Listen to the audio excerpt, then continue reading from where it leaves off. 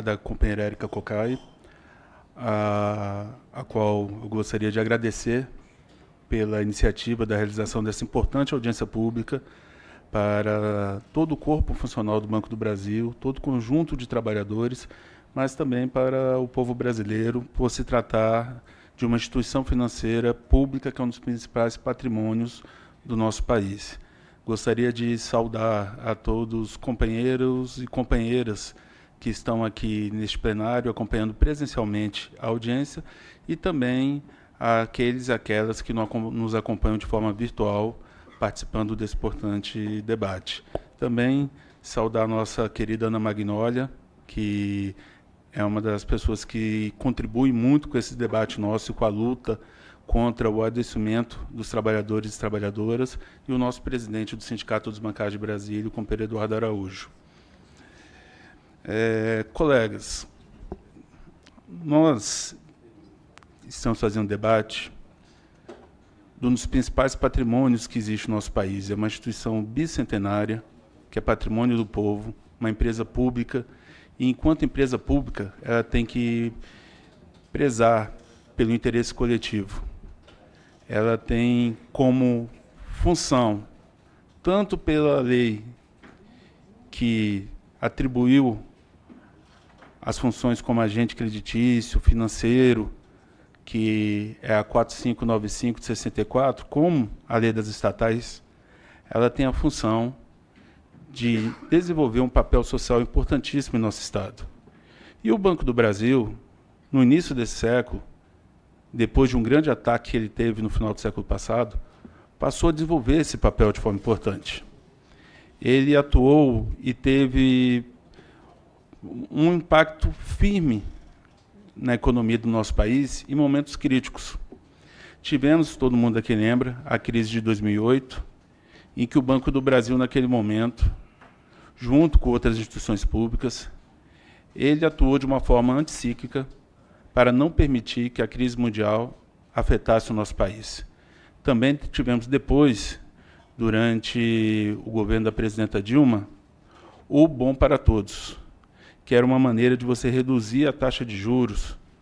que era disponibilizado por meio de crédito para a população, você reduzir essa taxa para aquecer a economia. E dessa forma, você também fazia com que as demais instituições financeiras do país, principalmente as privadas, tivessem que rever sua taxa, porque senão perdiam o mercado. E tanto que perderam o mercado que o Banco do Brasil era o primeiro no sistema financeiro nacional naquela época. Era o que estava na frente. Só que em 2016, nós tivemos um problema grave que afetou a história do nosso banco, como também afetou a vida de milhares de brasileiros e brasileiras. Tivemos o impeachment da presidenta Dilma, o golpe de 2016, que logo após ele ser concretizado, em menos de 45 dias, fez com que o Banco do Brasil desse uma guinada em toda a sua estratégia corporativa, praticamente abandonando a sua função social, que tinha uma importância muito grande no Pronaf, tinha uma importância muito grande para liberar crédito para micro e pequenas empresas, e tinha uma importância em justamente atender aquela parcela da população que era excluída do sistema financeiro nacional, ou seja, de fazer a inclusão bancária. Então, o Banco do Brasil ele deixou de lado o seu papel público, o seu papel social, e mudou a sua missão, se tornando um banco de mercado com espírito público. Isso foi em menos de 45 dias após a destituição da presidenta Dilma. Então, aí tu já teve uma mudança gigantesca na estratégia do banco. E ato contínuo com essa mudança, veio problemas que acarretam, inclusive hoje, prejudicam a vida laboral dos nossos colegas no trabalho, que por mais que sejam problemas externos, mas impactam diretamente a nossa vida, que aí não tem como a gente deixar de falar, que é a reforma trabalhista, a Lei 13.429, que trata das formas de contratação dos trabalhadores e trabalhadoras, e a reforma da Previdência. Então, você teve, com essas alterações, uma fragilidade do nosso contrato de trabalho, da forma como a nossa vida laboral existe dentro do Banco do Brasil. Então, tivemos esse tripé de leis que foram alteradas, que vieram nos prejudicar em vários aspectos. Dando continuidade também, no ano da reforma da Previdência, tivemos uma consultoria no Banco do Brasil que potencializou o abandono do interesse coletivo, que é uma consultoria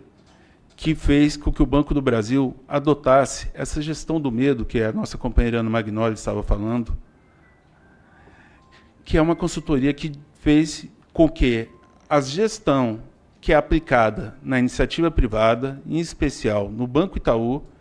fosse copiada dentro do Banco do Brasil, potencializando o discurso da meritocracia, o discurso do individualista, fazendo com que nós, que somos funcionários do Banco do Brasil, que sempre tivemos aquela tradição, aquela cultura de família bebê, de família do Banco do Brasil, um ajudava o outro, fazendo com que o colega do lado, que antes a gente trabalhava de forma colaborativa, trabalhava construindo juntos, se tornasse meu adversário. Porque, junto com essas mudanças, o banco implementou mudanças no nosso plano de comissões e funções gratificadas em 2020, que foi o Performa, que o funcionalismo do Banco do Brasil chama de Deforma, e tivemos uma redução de até 40% em comissões e gratificações nesse período, gerando uma aberração, que é você ter 4 pessoas, 4 faixas de remuneração distintas para a mesma função. Então, com a implementação do Performa, você teve essa redução na remuneração e na comissão, fazendo com que a gente voltasse a valores de folha de pagamento do banco, junto com outros fatores, como a redução do funcionalismo, lá para meados de 2012 e 2010. Ou seja, saímos de 2020 com uma determinada carga na folha de pagamento, com essa precarização, para uma realidade de 2010 e 2012. Tivemos, em 2021, a extinção dos caixas executivos do Banco do Brasil, que foi uma medida tomada justamente para excluir de vez parcela significativa da população e para tirar um serviço importante. E hoje, se existe caixas no Banco do Brasil, muito se deve agradecer a uma ação que o movimento sindical, por meio da sua confederação, a nossa Contraf, CUT, entrou garantindo a permanência de vagas, mas ainda uma permanência que não atende ao todo. Porque, só para ter noção, companheiro Érica, aqui em Brasília, na região nossa de Taguatinga, há 20 claros de caixa, 20 claros na PSO de lá. E essa quantidade de vagas não consegue ser preenchida porque não há concurso para agentes comerciais, para pessoas virem trabalhar, e dessa forma precariza o atendimento à população e sobrecarrega o funcionalismo.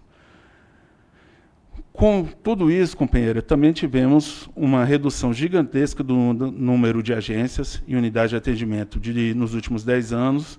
que saiu em torno de 1.500 agências foram reduzidas. Né? Saímos de 5.544 para 3.987 hoje. Então, um pouco mais,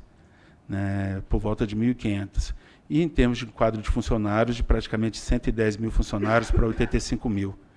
Então, com esses números, companheira, que a gente esperava que a atual gestão do banco ela mudasse, e aí depois, na hora que for concluir, no final da audiência, a gente entra mais nos detalhes, a gente mostra que as condições de trabalho ficaram precarizadas, o atendimento ao cliente e usuário ficou penalizado